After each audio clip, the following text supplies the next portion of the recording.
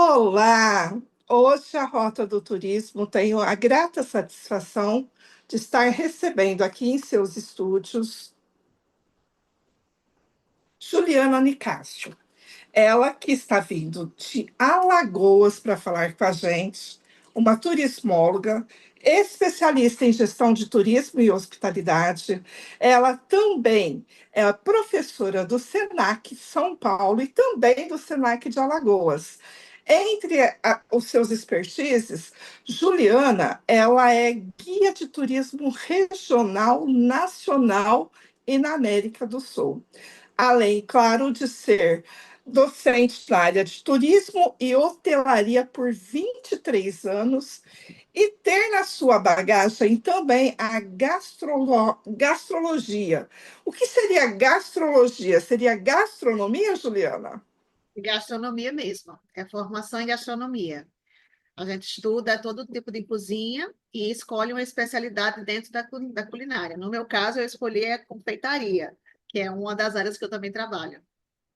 Tá bom. Conta pra gente um pouquinho. Eu falei assim, bem por cima, um pouquinho do teu currículo. Mas quem é a Juliana Nicásio na real? Vamos lá. Juliana Nicasso é turismóloga. Eu fiz a minha formação em bacharel em turismo. Depois eu fiz uma especialização em turismo e hospitalidade na parte da gestão. E desde então eu trabalho com turismo na formação também, dei aula em algumas faculdades e cursos de profissionalizantes e educação profissional, que é o que atualmente eu faço no Senac. Também atuo como guia de turismo, como você falou, regional, nacional e América do Sul. Também fiz uma especialização técnica para guia de turismo em atrativos naturais e culturais. Então, atualmente, eu estou vice-presidente da Associação Alagoana de Guias de Turismo, justamente para falar um pouco para essa categoria, sobre essa categoria dos guias. Então, eu tenho a formação tanto do planejamento, que é o caso do turismólogo, como também do operacional, no caso do guia de turismo. E eu hoje atuo na formação de guias de turismo. No Senac, eu dou aula para guias de turismo.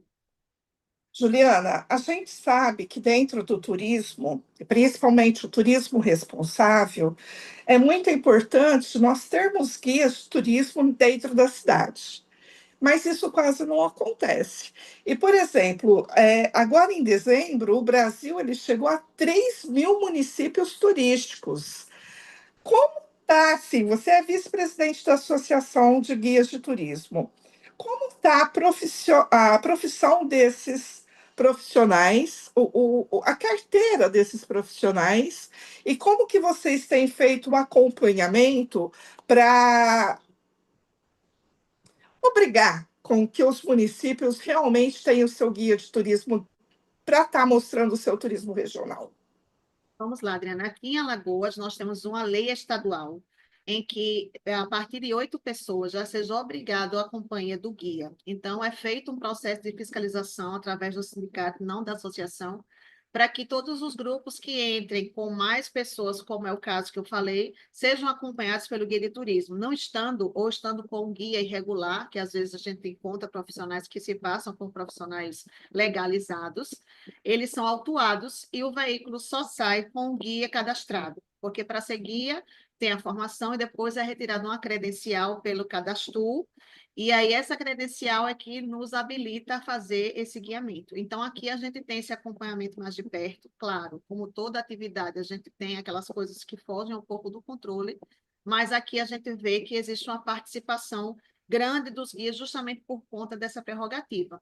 Outros estados, como o estado vizinho aqui, Pernambuco, também tem isso. A gente tem uma ligação forte, porque a gente faz fronteira com Pernambuco, então acaba indo os guias de Alagoas, Pernambuco, de Pernambuco para Alagoas. E aí a gente também tem essa questão para não passar essa fronteira, porque quando o guia ele é regional, ele só atende o próprio estado. Mesmo ele sendo nacional, ele não pode atuar no estado vizinho, ele pode acompanhar o grupo, mas chega lá, ele tem que contratar um guia local. Então, justamente para dar essa possibilidade de acompanhamento. Um grande problema que a gente enfrenta hoje, por conta dessa quantidade grande de guias que não são cadastrados da forma legal, é que as pessoas acham que o trabalho do guia torna o passeio mais caro.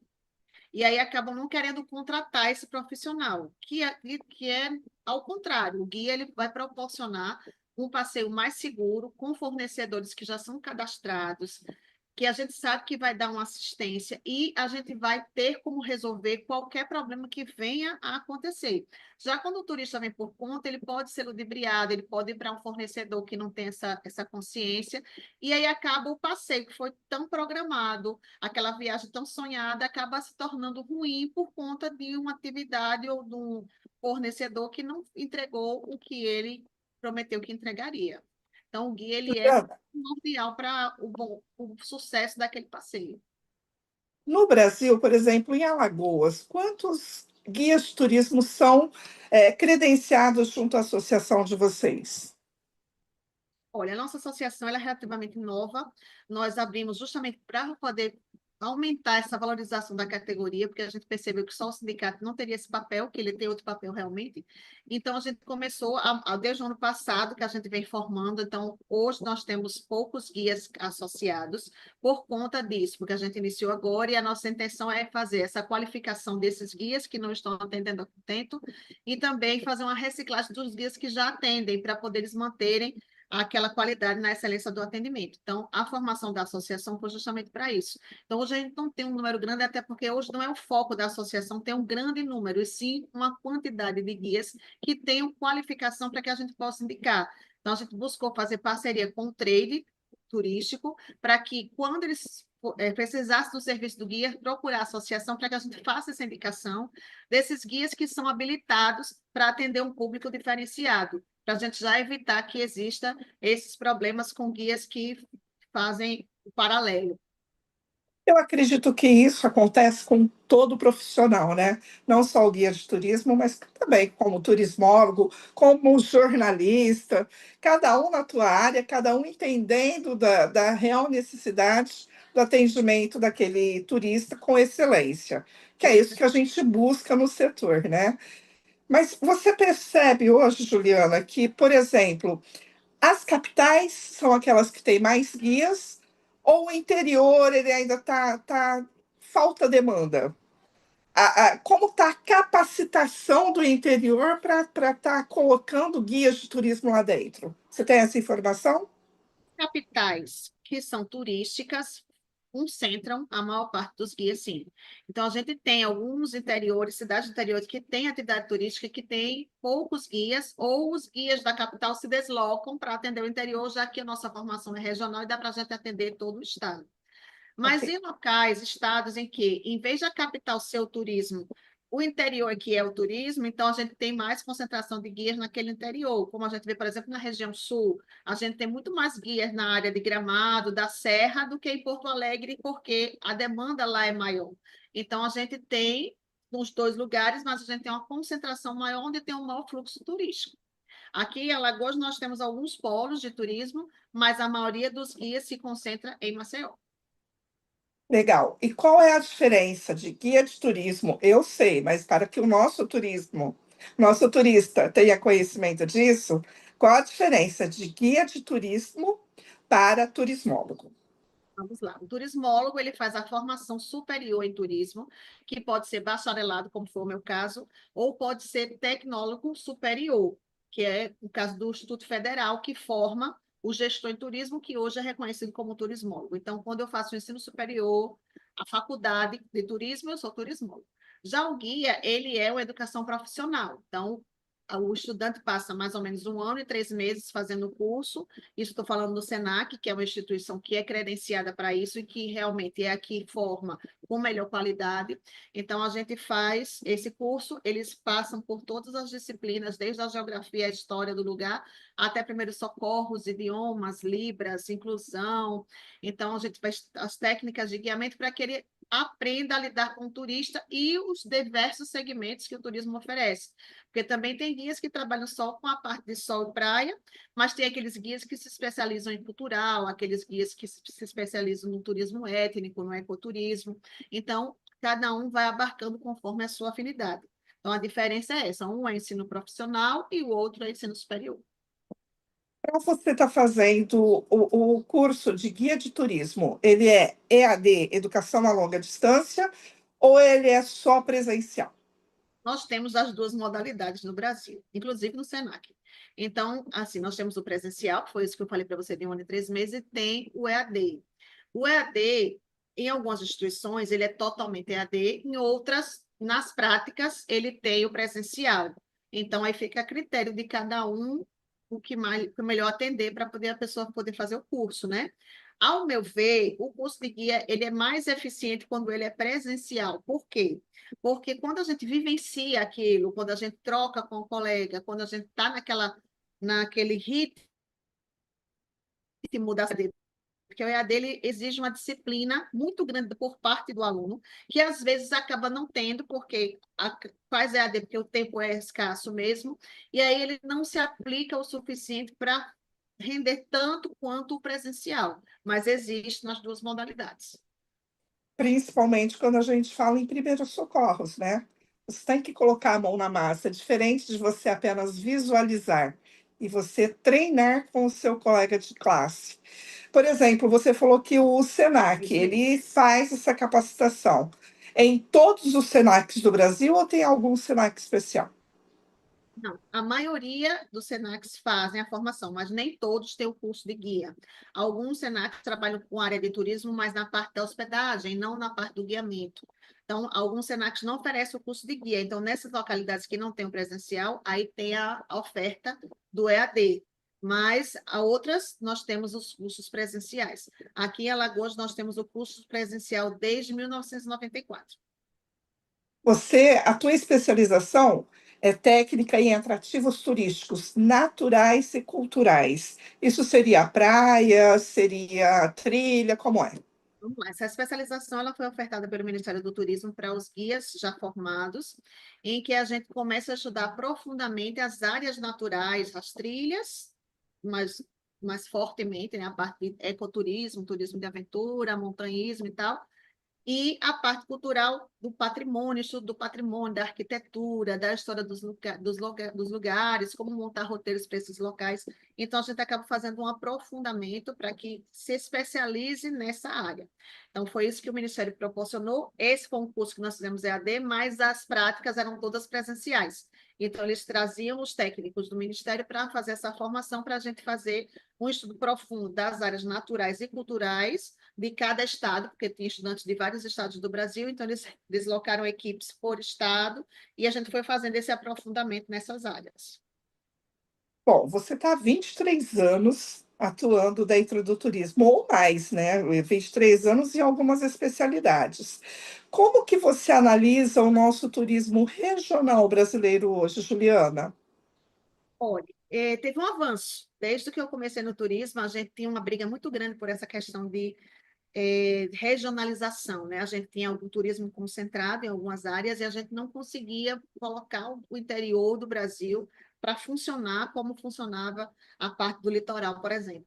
Então, eu vejo que hoje existe, com as instâncias de governança, que foi uma saída que o governo federal achou na questão da regionalização, de desenvolver os municípios que têm similaridades. Então, quando os municípios se juntam, a gente tem regiões aqui, por exemplo, que tem 12 municípios que têm similaridade de destino, eles se juntam, aí eles conseguem ter uma força de visibilidade para desenvolver um turismo diferente. Eu vou falar da minha seara, que é Alagoas, que a gente tem um turismo de sol e praia muito forte, as pessoas buscam o Nordeste normalmente por conta disso, e a gente hoje está conseguindo desenvolver rotas, como a Rota da Cachaça, por exemplo, no Agreste, que a gente não tinha essa abertura, mas por conta dessas instâncias que estão desenvolvendo um trabalho conjunto com vários municípios, conseguiram ganhar força e trazer essa visibilidade. Então, hoje a gente já consegue pegar o turismo de sol e praia, o turista, aquele que procura, e encaixar ele em rotas diferentes que não sejam essas da praia.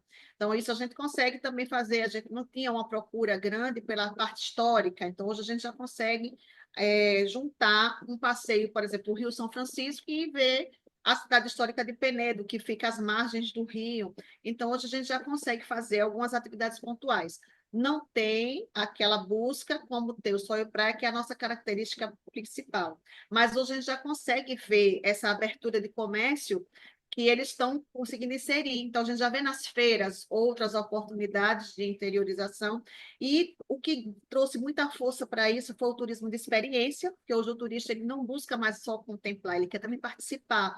Então, quando a gente leva ele para o interior do estado, aí a gente consegue ter essas vivências da vida rural, da colheita, de participar de uma fabricação de um queijo, de um vinho. Então, isso abriu outras portas.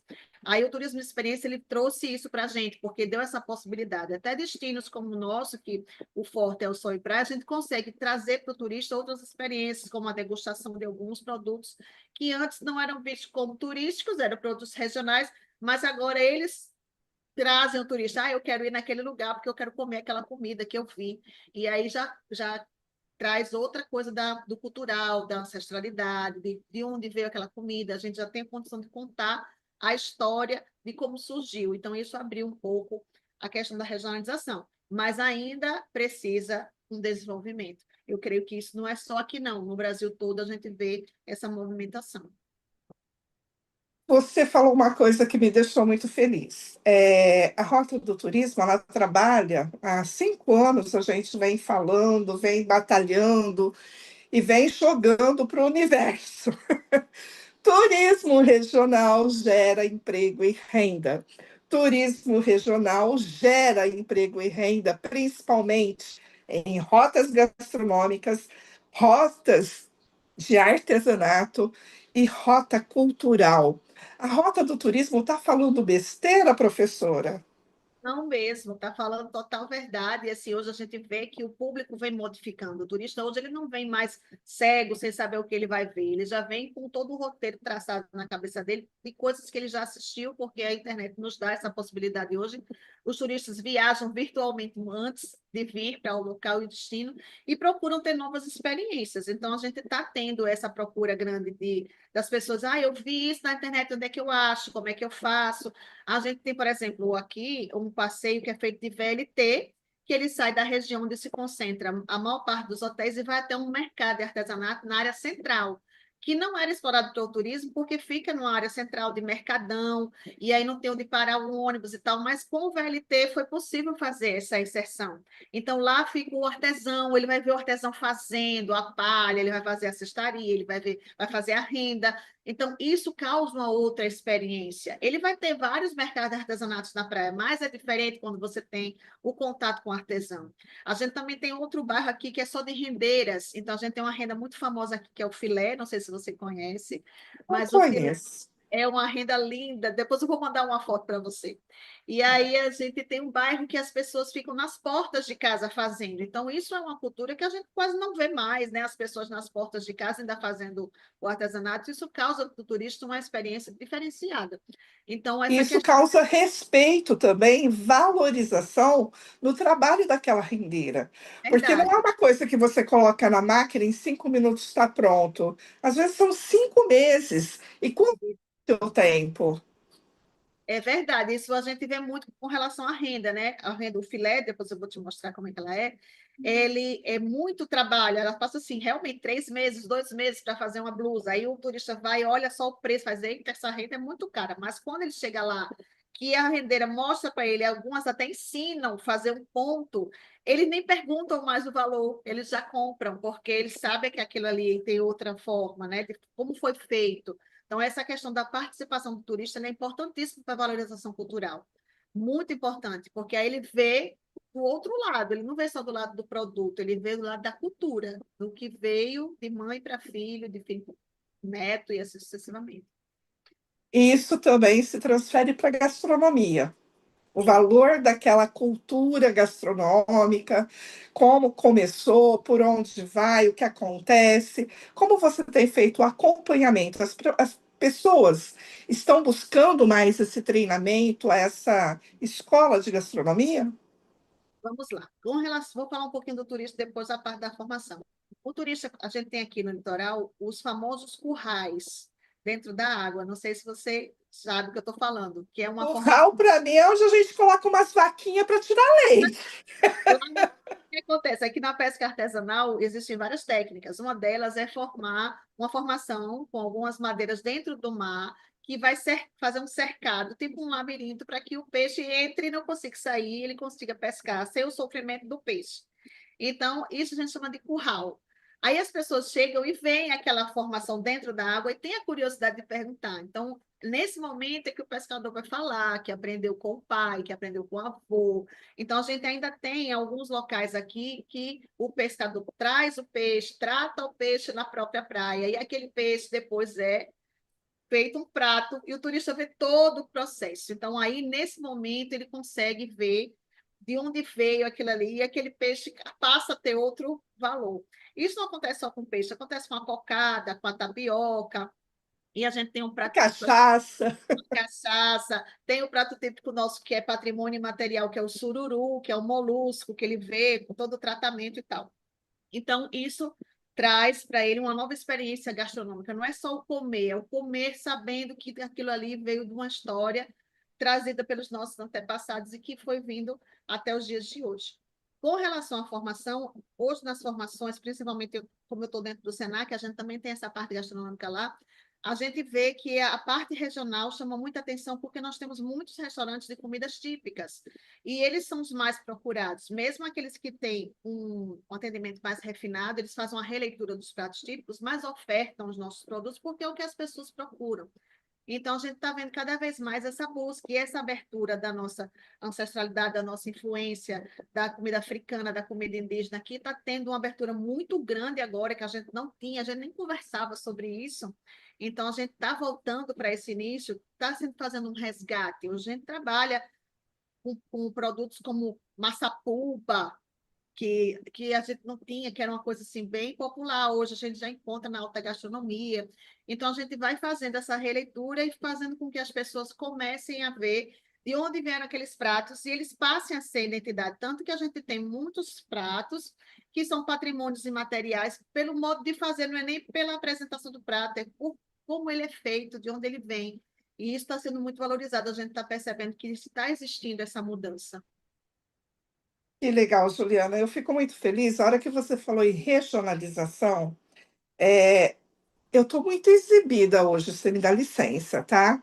Porque a minha cidade, eu também sou um pouquinho bairrista, somos de Sertãozinho, e Sertãozinho, agora, no último dia 23 de dezembro, o governo do estado sancionou uma lei que nós somos estância turística. Até o ano passado nós éramos MIT e agora a gente galgou um degrau a mais. E dentro da nossa regionalização, nós temos 18 municípios. E Sertãozinho é a estância turística. Para isso, quando você fala em regionalização, da gente está mostrando a importância de todas as cidades que estão aqui abraçadas, a comunicação, o marketing fica muito mais importante nesse quesito. Para você, como professora, o que você nos orientaria? É, continuar na mesma estrutura ou a gente, quais são os passos seguintes para a gente manter esse título? A primeira coisa é o envolvimento da comunidade. Se a comunidade não quer, não tem turismo. O turismo tem que ser bom primeiro para quem mora e depois para quem visita. Então, primeiro tem que ter esse envolvimento da comunidade, essa sensibilização da comunidade sobre o que é a atividade turística, o que ela vai trazer, quais são as possibilidades que eles têm para trabalhar dentro do turismo, para que eles sejam parceiros da formação desse turismo que está se desenvolvendo. Abraçando a comunidade, aí é levantamento dos fornecedores, dos possíveis roteiros que vocês podem fazer que englobe o maior número de municípios, porque quando o turista vem para uma região, ele quer conhecer o maior número de atrativos possível, porque ele está naquela viagem, ele não sabe quando é que ele vai poder voltar. Então, se vocês puderem fazer roteiros associados, se não puder fazer todos pela distância, mas faz 2 ou 3 municípios, passeios de um dia, passeio de dormir uma noite, no outro dia voltar, que envolvam mais municípios, isso gera renda para todos, porque ele vai passando, e onde ele vai passando, ele vai ficando. Aquele dinheiro que ele pagou no passeio, o dono do barco vai usar para fazer a compra do pão, que a padaria já vai pagar o fornecedor da farinha, e assim o dinheiro do turismo vai circular. Então, por isso que é importantíssimo que a comunidade esteja envolvida, porque ela mesma vai proporcionar esse fornecimento de atrativos. Às vezes, o que para a gente é uma atividade corriqueira, para o turista é uma atividade maravilhosa. Então, só o fato dele fazer aquele processo que ele já faz todos os dias já é um atrativo da região. Toda cidade tem história. Toda cidade tem cultura. Ah, meu município não é turístico. É sim, só você precisa ver com outro olhar e dar condições daquele atrativo, daquele recurso, no caso, o recurso que já existe, se tornar um atrativo. O que é isso? Criar uma infraestrutura de recebimento, uma infraestrutura para ter local para estacionamento, também ter uma hospedagem legal, um restaurante, uma carta de atividades que ele possa fazer para que prenda o turista que ele fique lá mais tempo. Então, quanto mais atrativos tiver, mais tempo o turista vai passar. E outra coisa importantíssima, a formação de guias. Guias que apresentem isso, porque quando a gente recebe uma pessoa que a gente gosta na nossa casa, o que é que a gente faz? A gente leva e vai falar, aqui é a sala, aqui é a cozinha, aqui é o quarto, aqui é a área, faz questão de apresentar a nossa casa para que ele se sinta bem. E o guia ele tem esse papel de apresentar a casa. Então, só que ele vai apresentar a casa de uma forma profissional. Ele vai contar a história daquele lugar, ele vai chamar a atenção do turista para pontos que, se ele não chamasse o turista, passaria e não teria essa percepção. Então, o guia ele também é um profissional muito importante. Se não existirem guias com formação naquele município, que busquem essa formação para que os guias também sejam eles captadores dessas pessoas para que elas permaneçam aí na região. Então, se vocês fizerem isso, já vai ser um grande passo. Muito obrigada, viu, Juliana, por toda a tua atenção. Muito obrigada pelo teu carinho, paciência, porque hoje nós tivemos um desafio tecnológico que não foi culpa nossa. Mas eu te agradeço imensamente por ter aceito o nosso convite, por ter vindo aqui, mostrado um pouquinho de Alagoas, da tua experiência e se colocado à disposição para estar mostrando para nós a importância do turismo regional brasileiro. Te agradeço profundamente. Eu que agradeço o convite e sua disposição. Qualquer coisa, é só entrar em contato. Muito obrigada.